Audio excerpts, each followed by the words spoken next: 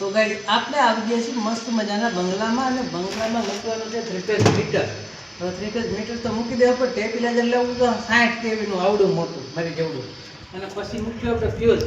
પછી એવું લાગશે ને તો 10 બાર નાખશું. આ ફ્યુઝમાં જો કમ્પ્લીટ વાયરમેન હોય ને પાક્કો વાયરમેન તો આમાં અમારે ઓલા કારીગર એવા હતા તો 4 ફ્યુઝ નાખીને ગયા.